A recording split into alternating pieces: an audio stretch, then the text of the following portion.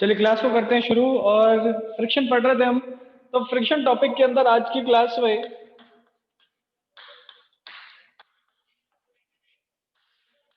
अपना काम जो रहेगा that will be to analyse different questions. अलग अलग क्वेश्चंस को कैसे एनालाइज करते हैं हम उनके बारे में बात करेंगे। कल अपन ने ब्लॉक वाले क्वेश्चंस देखे थे, और ब्लॉक वाले क्वेश्चंस के अंदर हमने देखा था कि एक ब्लॉक ये प्लेस्ड है, इसके ऊपर एक ब्लॉक ये प्लेस्ड है। ठीक है, एक बार मैंने फोर्स लगाया एक्सटर्नल इस पे, तो हमने फ्रिक्शन की डायरेक्शंस देखी थी कि जिस ब्लॉक पे फोर्स लगा गया है उस पर्टिकुलर ब्लॉक पे फ्रिक्शन कहाँ कहाँ डेवलप होगा। हमने पहले ये देखा, फिर ये देखा कि इसके ऊपर वाले ब्लॉक पे कहाँ फ्रिक्शन डेवलप होगा। इसके बाद अपन ने इसी का एक सेकंड केस देखा था जिसके ऊपर अपन ने सेम टाइप का स्ट्रक्चर रखा, बट इस बार अपन ने फोर्स एक्सटर्नल ऊपर वाले ब्लॉक पे लगाया, जिसकी वजह से कहाँ कहाँ पे फ्रिक्शन डेवलप होता है हमने उसको भी चेक किया। चलिए, तो ये बहुत इंपॉर्टेंट क्वेश्चन था जिसके अंदर अपन ने देखा कि फोर्स डिफरेंट ब्लॉक पे लगाते ही कहां से फ्रिक्शन की डायरेक्शन चेंज हो जाती है, क्यों फ्रिक्शन की डायरेक्शन चेंज हो जाती है, हमने इन सब के बारे में भी बात की थी। और इसको समझने के लिए जब भी आपको एक ट्रिक भी बताई थी मैंने कि जब भी आपको यहाँ पर नजर ना आ पाए कि कैसे फ्रिक्शन की डायरेक्शन क्या रहनी चाहिए, कैसे निकालेंगे, तो आपको बस कुछ नहीं करना, हर सरफेस के लिए जो भी है अंडुलेशंस को फॉर्म कर लेना है। अगर आपने अंडुलेशंस को फॉर्म कर लिया तो ये चेक करो कि कौन सा ब्लॉक आगे जाने का मूव कर रहा है। जो आगे जाने के लिए मूव करेगा उस पे फ्रिक्शन की डायरेक्शन कैसे बनाते हैं। फॉर एग्जांपल अगर मैं इस सरफेस की बात करूं तो मेरे पास एफ फोर्स की वजह से ये ब्लॉक आगे जाने की कोशिश करेगा। That means this block will push the ground in the forward direction, और इस ब्लॉक पे फ्रिक्शन कहाँ लगेगा, बैकवर्ड लगेगा, पीछे की डायरेक्शन में लगेगा। तो ये सारा जो भी फंडा है बहुत ज्यादा इंपॉर्टेंट है, आपको बार बार क्वेश्चंस के अंदर यूज आता हुआ दिखेगा। अभी इसी पे बेस्ड अपन एक और क्वेश्चन करेंगे ताकि अपनी अंडरस्टैंडिंग और अच्छे से बिल्ड हो पाए। See what is happening.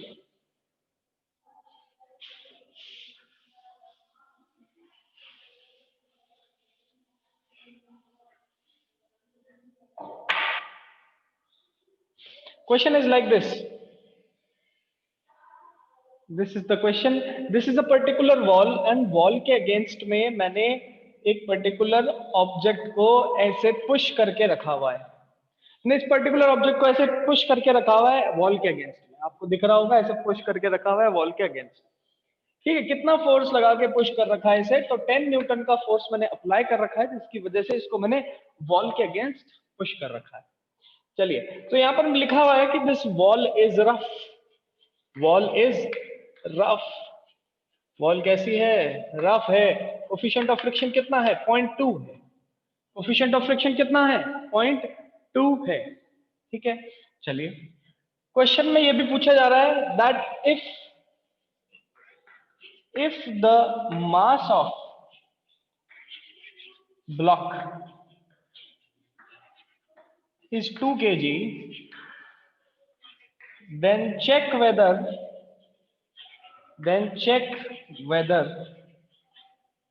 this 10 newton force this 10 newton force is sufficient enough to keep it stable। हमसे पूछा जा रहा है कि आप ये बताइए कि हमने इस ब्लॉक पे 10 न्यूटन का फोर्स लगाया, ये ब्लॉक का जो मास था वो 2 kg था। ठीक है, ऐसे 10 न्यूटन का फोर्स लगाया। अब ऑब्वियसली ये ब्लॉक की क्या टेंडेंसी होगी, ब्लॉक को ग्रेविटी नीचे पुल कर रही है, तो नीचे की तरफ 20 न्यूटन का फोर्स लग रहा है। सही बात है। हमसे पूछा जा रहा है कि check whether this 10 newton force is sufficient enough to keep the block stable. मतलब मैंने जब इसको ऐसे पुश करके दीवार के अगेंस्ट दबा के रखा हुआ था 10 न्यूटन का फोर्स लगा के, तो हमसे पूछा जा रहा है कि क्या ये सफिशिएंट है, क्या ये 20 न्यूटन को बैलेंस कर सकता है कि नहीं कर सकता है। 20 न्यूटन फोर्सेस को नीचे खींचना चाहता है, तो ऑब्वियसली दीवार के रफ होने की वजह से यहां पर एक फ्रिक्शन डेवलप हो रहा होगा ऊपर की डायरेक्शन में। ये लो फ्रिक्शन। और फ्रिक्शन किसके बराबर होता है, तो friction force is mu times normal. Friction force किसके बराबर होता है, म्यू टाइम्स नॉर्मल के बराबर होता है। चलिए, बिल्कुल सही है, friction force is equal to mu times normal. हमसे क्या पूछा जा रहा है, हमसे पूछा जा रहा है कि ये फ्रिक्शन फोर्स क्या 20 न्यूटन के बराबर है कि नहीं है। अगर फ्रिक्शन ग्रेविटेशन फोर्स के बराबर इस केस में हो जाए तो ये पूरा का पूरा ऑब्जेक्ट क्या रहेगा, स्टेबल, अदरवाइज नहीं रहेगा। सो देखिए ध्यान से, सरफेस के परपेंडिकुलर यहाँ पर क्या जनरेट हो रहा होगा, नॉर्मल। डायग्राम से दिख रहा है, देखो हॉरिजॉन्टल डायरेक्शन में दो ही फोर्सेस हैं, एक है 10 न्यूटन, एक है normal. So we can say that normal is equal to 10 newton. Mu की वैल्यू यहाँ पर कितनी है, तो म्यू की वैल्यू क्वेश्चन में दे रखी है 0.2। क्या दे रखी है, 0.2। फ्रिक्शन हम जानते हैं कैसे निकालते हैं, तो mu times normal, mu is 0.2 into 10, so the answer is 2 Newton. Friction की वैल्यू कितनी निकली, 2 न्यूटन। इसका वेट कितना है, 20 न्यूटन। इसके ऊपर फ्रिक्शन कितना एक्ट कर रहा है, 2 न्यूटन, मतलब 2 न्यूटन फोर्स इसके ऊपर लग रहा है, 20 न्यूटन फोर्स इसे नीचे खींचने की कोशिश कर रहा है। So obviously what will happen, 20 Newton force इसको नीचे खींचने लगेगा, 2 न्यूटन इसको कंपनसेट नहीं कर पाएगा, that means 10 Newton is not sufficient. 10 Newton is not sufficient. 10 newton force sufficient नहीं है इसको स्टेबल रखने के लिए। सो इस टाइप के क्वेश्चंस को हम इन तरीके से सॉल्व करते हैं। बहुत ही इंपॉर्टेंट क्वेश्चन है, आपसे बार बार कई एग्जामिनेशंस में पूछा भी जा चुका है। चलिए फटाफट हैंड रेज करके मुझे बताइए, क्या यहाँ तक सबको क्लियर है कि नहीं, यस और नो।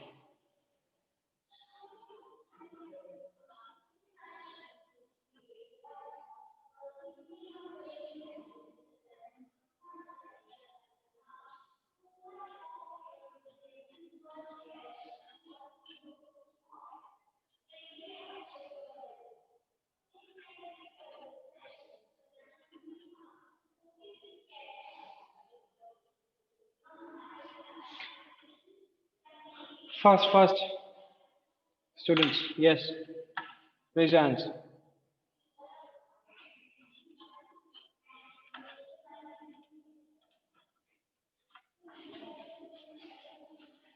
चलिए देखते हैं इसके आगे अगला क्वेश्चन देखिए।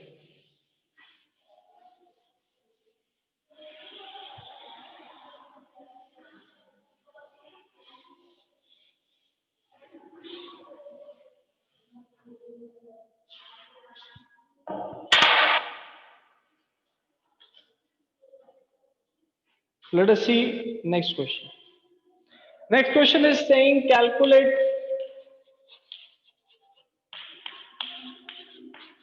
the angle of friction. Calculate the angle of friction. Angle of friction को निकाल के बताइए। ये मेरे पास पर्टिकुलर इंक्लाइंड प्लेन है, इस इंक्लाइंड प्लेन पे मेरे पास दिस इज m, ठीक है, this is angle of friction, और यहां पर अगर ये नहीं निकाल पाए तो फ्रिक्शन कोफिशिएंट भी निकाल सकते हैं। फ्रिक्शन कोफिशिएंट कैसे निकालेंगे आप लोग मुझे बताएंगे यहाँ पे। चलिए ये पर्टिकुलर ब्लॉक है, this height is given as 5 meters and this is given as 12 centimeters, 12 meters. My question is calculate the value of mu. कौन बता सकता है मुझे, हैंड रेज करके बताइए कि कैसे अपन इस पर्टिकुलर क्वेश्चन में फ्रिक्शन कोफिशिएंट निकाल सकते हैं या एंगल ऑफ फ्रिक्शन को कैलकुलेट कर सकते हैं। फास्ट, जो इंक्लाइंड प्लेन का एंगल होता है this theta is known as angle of friction, ठीक है। और मैंने आपको एक चीज और बोली थी कि angle of friction on inclined plane is also known as angle of repose, is also known as angle of repose. चलिए तो एंगल ऑफ रिपोज और एंगल ऑफ फ्रिक्शन एक ही बात है, उसके आगे चलते हैं, ये चीज अपन को क्लियर हो गई। नेक्स्ट थिंग इज कि भाई यहाँ पर फ्रिक्शन कोफिशिएंट की वैल्यू कितनी होगी, तो फ्रिक्शन कोफिशिएंट की वैल्यू निकालने के लिए व्हाट वी विल डू, हम यहाँ पर tan थीटा की वैल्यू को निकालेंगे और वही बराबर किसके होगा, म्यू के बराबर होगा। So tan theta is what, theta is 5, देखो perpendicular is 5, base is 12, so this can be written as 5/12, और यहाँ से मेरे पास रिफ्रैक्ट अपने कोफिशिएंट ऑफ फ्रिक्शन की वैल्यू निकल के आती है 5/12। सॉल्व कर लेंगे तो हमारे पास पॉइंट्स में भी आंसर आ जाएगा। बताइए सबको ये चीज क्लियर है कि नहीं, फास्ट। नेक्स्ट क्वेश्चन एक और क्वेश्चन करते हैं। मैं चाहता हूं कि आप उसमें मुझे फ्री बॉडी डायग्राम बना के बताएंगे। आप लोग मुझे बताएंगे कि भाई फ्री बॉडी डायग्राम कैसे बनेगा। आइए,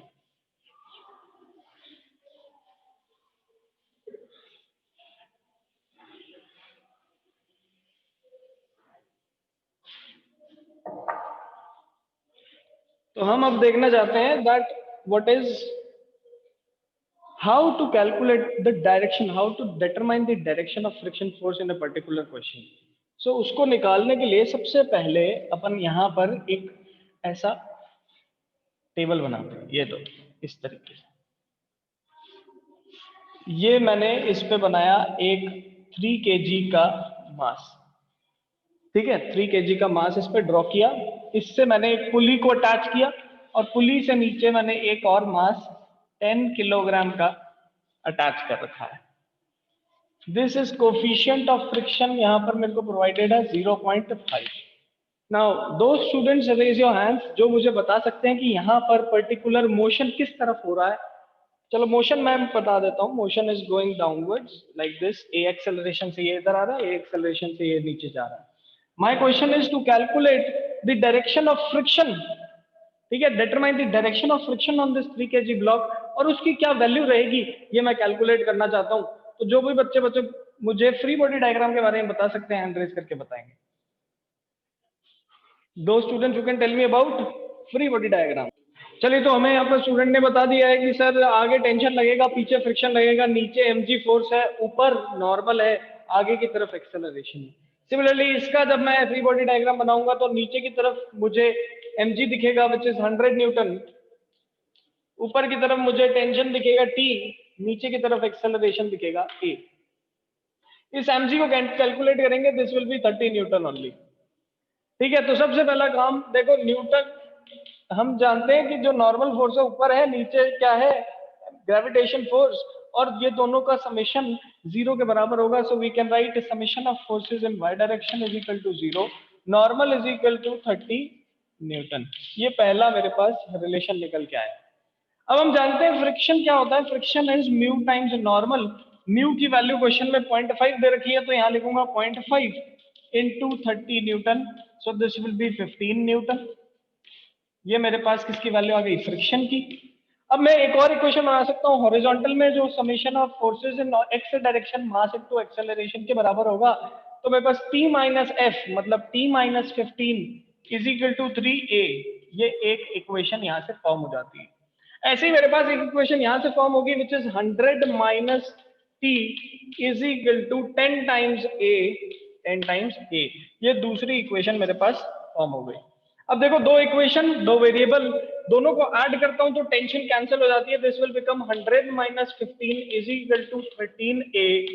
ऐड कर दिया दोनों को, ठीक है, तो this will become 85 divided by 13 meter पर second square is equal to acceleration.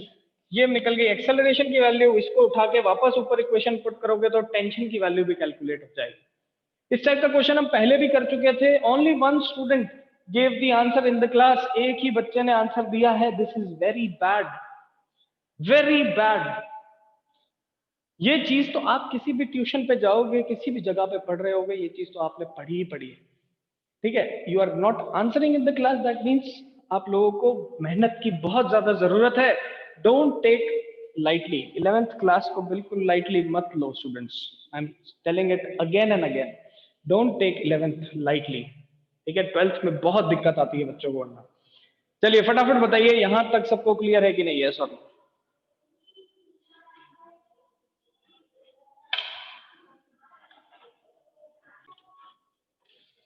अगले टॉपिक की तरफ चलते हैं, ठीक है। नया टॉपिक शुरू करते हैं। नया टॉपिक क्या रहेगा अपना? टॉपिक रहेगा बैंकिंग ऑफ रोड्स। क्या रहेगा? Banking of roads, and this is again a very important topic. चलिए देखिए, सो इसको रब करते हैं और नए टॉपिक के बारे में बात करते हैं, banking of roads.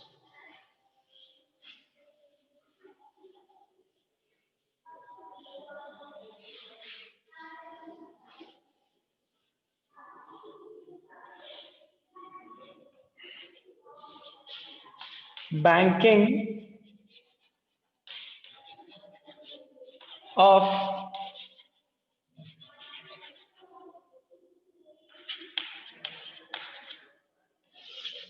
Roads.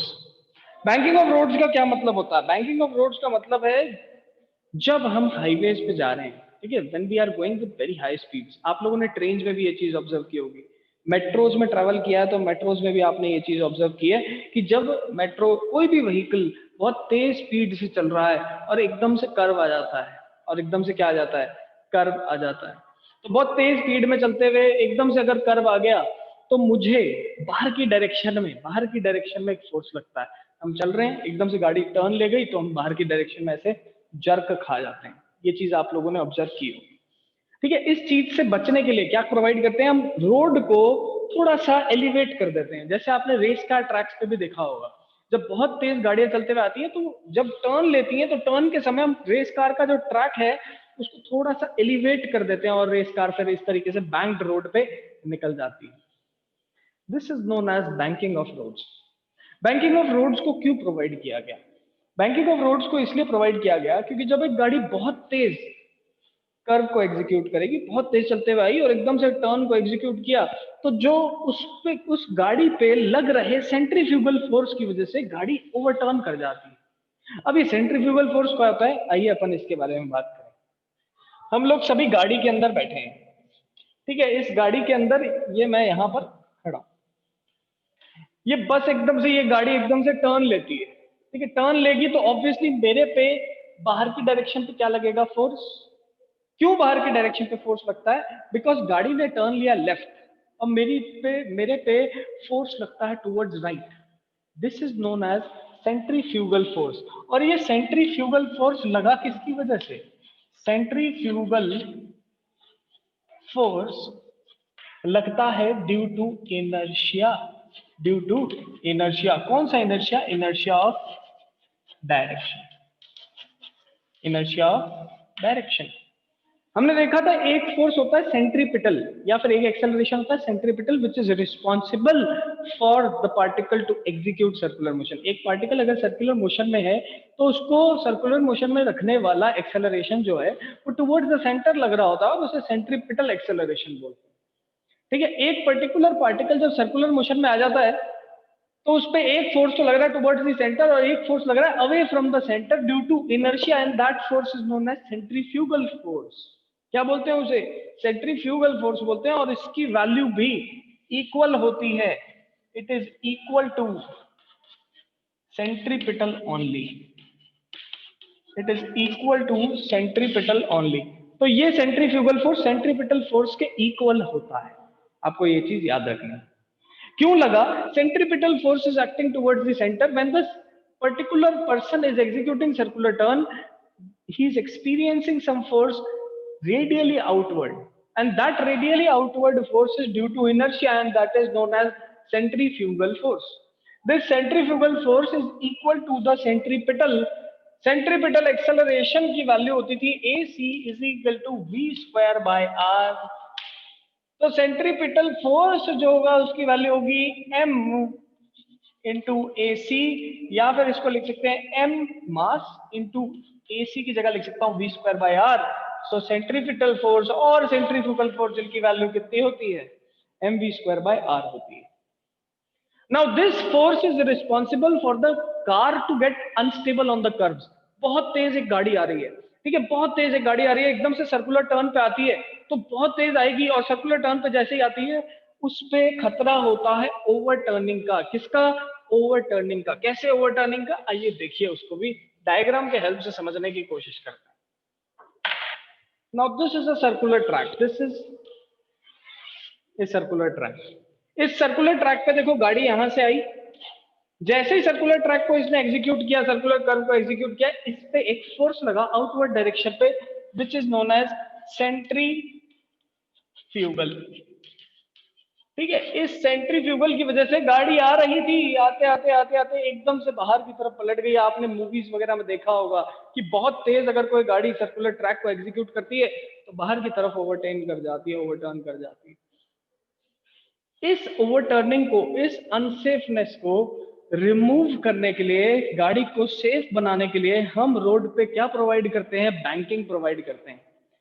Road actual में फ्लैट होती है, लेकिन रोड के अगर एक एंड को मैं लिफ्ट कर दूं और रोड को थोड़ा सा इंक्लाइंड बना दूं एक तरफ से, इसी को क्या कहा जाता है, बैंकिंग कहा जाता है। ट्रेन रेलवे ट्रैक्स के ऊपर ये चीज प्रोवाइड की जाती है, हाईवेज पे ये चीज प्रोवाइड की जाती है, क्योंकि हाईवेज पे गाड़ियां बहुत तेज चलती हैं। रेस कार ट्रैक्स पे बहुत ज्यादा ऑब्जर्वेबल होता है, क्योंकि race car 300 kilometre per hour से भी ज्यादा की स्पीड से चलती है, तो वहां पर गाड़ी को सेफ रखने के लिए हमें ट्रैक को बहुत ज्यादा बैंक करना पड़ता है। ठीक है, इसी तरीके से हम इसको मेट्रो ट्रेन में भी देखते हैं। कोई लोकल ट्रेन से भी अगर ट्रैवल किया तो उसने भी ये चीज देखी होगी, क्योंकि वो भी बहुत फास्ट चलती हैं। चलिए फटाफट बताइए, क्या ये चीज आपने लाइफ में कभी ना कभी ऑब्जर्व की है कि नहीं की? यस और नो, फर्स्ट रेज आंसर। अगर मैं बैंकिंग प्रोवाइड नहीं करता, अगर मैं बैंकिंग प्रोवाइड नहीं कर रहा हूं और मेरी जो रोड है वो परफेक्टली फ्लैट है और कर्व है, तो होता क्या है कि मेरे गाड़ी बहुत ज्यादा अनसेफ हो जाती है। जैसे ही मैं तेज स्पीड में आता हूं तो ओवर टर्निंग के चांसेस बनते हैं, एक्सीडेंट के चांसेस बनते हैं। इस एक्सीडेंट को रोकने के लिए हम क्या करते हैं, रोड के एक एंड को उठा के थोड़ा सा एलिवेट कर देते हैं, टिल्ट कर देते हैं, इंक्लाइंड जैसा बना देते हैं। जिससे होता क्या है, जिससे अल्टीमेटली फ्रिक्शन की वैल्यू बढ़ती है। अब अपन ये पहचानेंगे कि इस पर्टिकुलर बैंक रोड पे कौन कौन से फ्रिक्शन एक्ट करते हैं। आइए इसके बारे में बात करते हैं। चलिए सी, इसी डायग्राम को थोड़ा सा बड़ा बनाएंगे।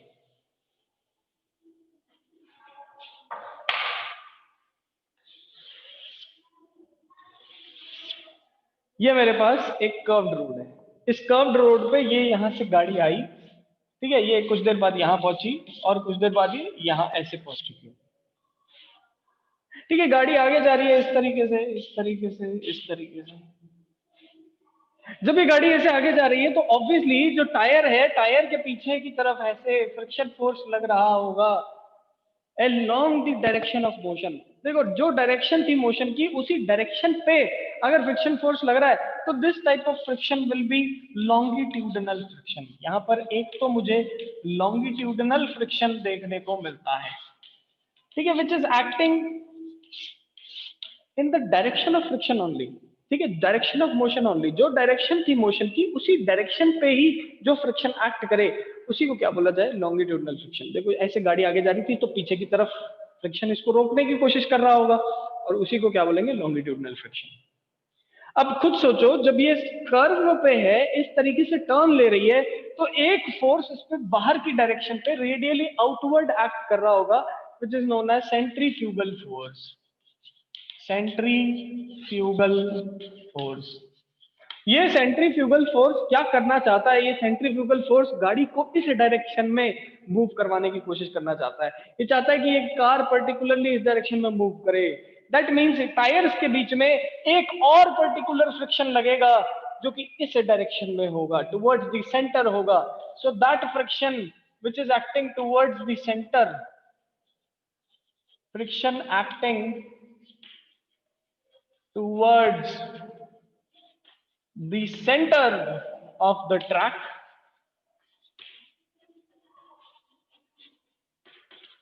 is called, कौन सा फ्रिक्शन, लेटरल फ्रिक्शन। इसको क्या कहते हैं, लेटरल